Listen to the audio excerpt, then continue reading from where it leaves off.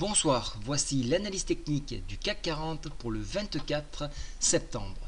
Alors avant de commencer ce graphique, je tenais à vous informer que pour le octobre, donc la formation à Montpellier, il ne reste que très peu de place. Donc si vous devez vous décider rapidement, c'est maintenant. Voilà, donc demain, au niveau du calendrier économique, on aura le climat des affaires en Allemagne, c'est le climat des affaires IFO à 10h. 14h30, on aura les commandes de biens durables aux US pour le mois d'août. À 16h, les ventes de logements. Et à 23h, surtout le rendez-vous le plus important de la journée, ce sera le discours de Yellen. Alors regardez un petit peu cette mèche que nous avons ici. Nous avons ouvert avec un gap qui a été comblé, puis on a fini en dessous de la bolle ici. On le voit, on est en T2 ici. On a enfoncé les 78,6% de retracement Fibonacci, mais vous voyez, nous sommes sur on a un corps qui est complètement en bas, formant ainsi un marteau inversé qui pourrait marquer l'arrêt d'un mouvement baissier. Alors ça, c'est dans le chandelier japonais. Donc si toutefois cela se vérifie, donc on va le constater demain, on aura une réintégration rapide, un rattrapage rapide sur les 78,6% de Fibonacci, c'est-à-dire 4452 points. Donc, à quelques points près, je vais vous les donner.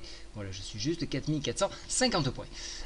Cela permettrait de faire une réintégration de la boule AG et pourquoi pas viser par extension les 70,7% de Fibo, ce qui permettrait de toucher à peu de points près la MM7 que vous avez actuellement sur donc 4552 points.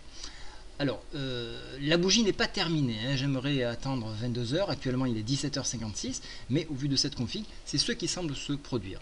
Alors pourquoi un rattrapage? Tout simplement parce que les chiffres, notamment de la France, ne sont pas si désastreux que ça. On sait bien que l'exportation joue énormément sur la croissance du pays, mais en attendant, cela repart dans le bon sens et ça peut être encourageant pour la suite.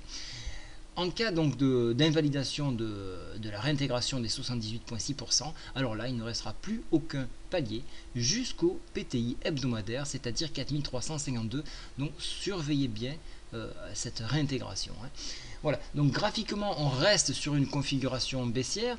Au niveau des indicateurs techniques, on rentre dans une configuration baissière, mais vous voyez, donc comme je vous le disais, ici il semblerait que ce soit un point bas. Donc si vous shortez sur ces niveaux là, soyez vigilants, mettez des stops parce que je ne sais pas si réellement on va toucher ce PTI.